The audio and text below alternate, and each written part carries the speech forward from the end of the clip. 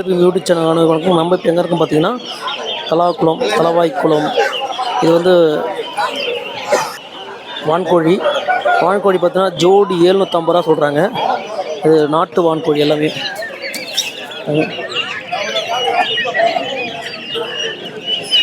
ரூபாய்.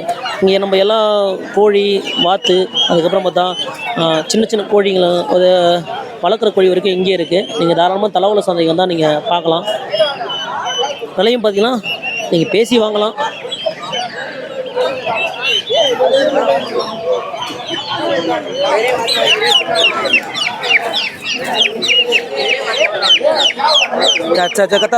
கத்தாத